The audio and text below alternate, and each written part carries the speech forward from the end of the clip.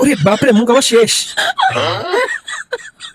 ভাই রে, নেশা কি পরিমাণ ভয়ঙ্কর। রাত 11টার সময় কেউ চা খাইতে যায়, তাও আবার সেই রকম ভয়ঙ্কর এলাকায়। আরে ভয়ঙ্কর এলাকা বলতে কিছুই না, রাস্তাটা অনেক ফাঁকা আর এমনিতে রাত, এই জন্যই বলতেছে। হ্যাঁ, আজকে আমরা যাচ্ছি শীতলাপাড়ায়। ওখানে নাকি খুব নাম করা চা পাওয়া যায়, একদম মালতী চা। এর আগে আমি কখনো যাই না অবশ্যই, কিন্তু আজকে কিন্তু ফার্স্ট টাইম। তো দেখে আসি আজকে চাটা কেমন হয়। হতেই পারে অনেক সুন্দর চাটা, কারণ গ্রামের ভিতরে তো কোনো ভোগীযোগী নেই। আর আজকে যেখানে চা খেতে যাচ্ছি, এটা আমার বাসা থেকে প্রায় 13-14 কিলোমিটার দূরে হবে। আর এত কথা বলতে বলতে আমি সালাম দিতে ভুলে গেছি। হ্যালো এভরিওয়ান, আসসালামু আলাইকুম। কেমন আছেন সবাই? আশা করি সবাই অনেক অনেক বেশি ভালো আছেন, আমিও ভালো আছি। তো আর আজকে ভালো থাকার কারণে কিন্তু আজকে আবার সেই 5 জনাই কিন্তু চলে এসেছি চা খেতে এন্ড ঘোরাঘুরি করতে। আর এখন আছে দৌলতপুর সরকারি মহিলা কলেজ। আপনারা চিনবেন যাদের বাসা দৌলতপুর অথবা তার আশেপাশে। আর এই জায়গাটা কিন্তু অনেক নিরিবিলি একটা থমথমে পরিবেশ। এখানে কিন্তু একটা মানুষও নয়, বেশি না, রাত 11:30 বাজে। আশেপাশে শুধু মাঠ।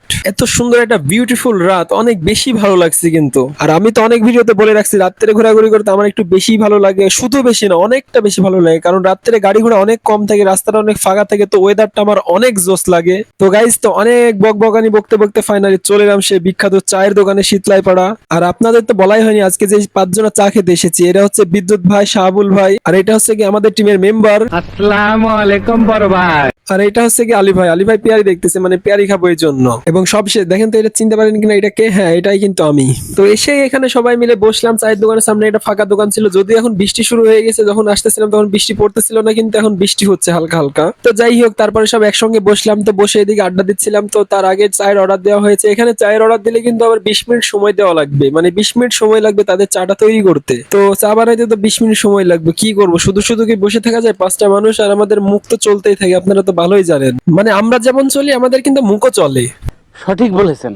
তো দেখতেই পাচ্ছেন পেয়ারার ভিতরে এইটা সেটা ওইটা দিয়ে একদম পেয়ারার পিটকি চন্ডাই দিয়েছে। ভাই রে, এই পেয়ারা বাসায় নষ্ট হচ্ছে, খাওয়ার সময় নেই, আর আমরা বাইরে এসে কিনে খাচ্ছি। বলতেই হবে, ইয়াং জেনারেশন বলে কথা না। আর আসলে বাইরের জিনিসের স্বাদ কিন্তু একটু বেশি হয়। মাদারের বাচ্চা।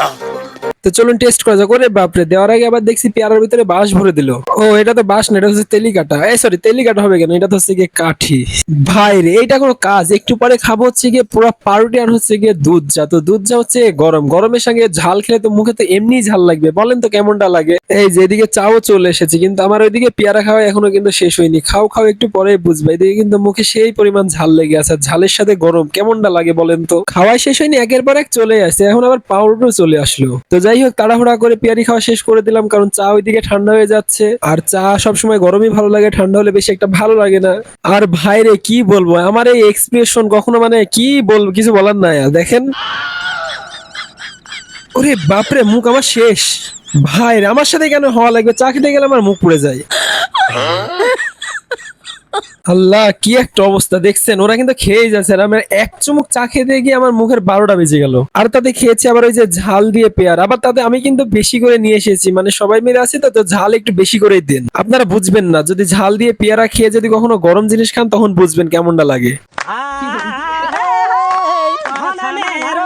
মানে ঝাল লাগছে, তাই পানি খেয়ে আগে মুখ ঠিক করতেছে। তো এইদিকে সবাই চা খাওয়া প্রায় শেষ, খেয়ে যাচ্ছে। এদিকে আলী ভাই, এটি হচ্ছে মেম্বার। আর চাটা বেশ দারুণ চমৎকার চা ছিল। মানে চায়ের দোকানের সামনে দিয়ে প্রায় যাওয়া হয়, কিন্তু কখনো এই দোকানে চা খাওয়া হয় নাই, কিন্তু আজকে ফার্স্ট টাইম। চাটা কিন্তু অনেক ভালো ছিল। তো আপনারা যদি কখনো এই শীতলাপাড়া এইদিকে আসেন, তো অবশ্যই কিন্তু এখানকার এক কাপ চা খেয়ে দেখবেন, চাটা কিন্তু অনেক জোস। তো ভিউয়ার্স, তো আপাতত চাটা সবই খাওয়া হলো। তো এখন আমরা বাসায় যাব। এখন বাজে রাত প্রায় 1টা, আর এখন গুড়ুগুড়ি বৃষ্টি শুরু হয়ে গেছে। যখন আসতেছিলাম তখন কিন্তু বৃষ্টি হতেছিল না, কিন্তু এখন বৃষ্টি পড়তেছে আস্তে আস্তে। ভাই রে, দেখছেন 1টা বাজে, কিন্তু এই দোকানে, এই বাজারে মানুষ কত, মানে গ্রামের মানুষ বলে কথা, সব একসঙ্গে কিন্তু এখানে মিলেমিশে থাকে। অবশ্যই কিন্তু এটা ভালো দিক, কারণ গ্রামের মানুষ সব একসঙ্গে বসবাস করে, এখানে একসঙ্গে সব সন্ধ্যার পরে কিন্তু বসে থাকে। এটা কিন্তু অনেক বেশি ভালো লাগলো দেখে। আছে অনেক গ্রামে দেখা যায় গেলে। তো যাই হোক, তো দেখছি আস্তে আস্তে বৃষ্টি পড়তেছে। বাসার দিকে যাই, এর বেশি বৃষ্টি আসলে আবার সমস্যা আছে। এখনো প্রায় 10 কিলো দূরে আছি বাসা থেকে। আর এটা কিন্তু শুধুই মাঠ, কোনো কিচ্ছু নাই। রাত এখন প্রায় 1টা বাজে, রাস্তা একদমই ফাঁকা।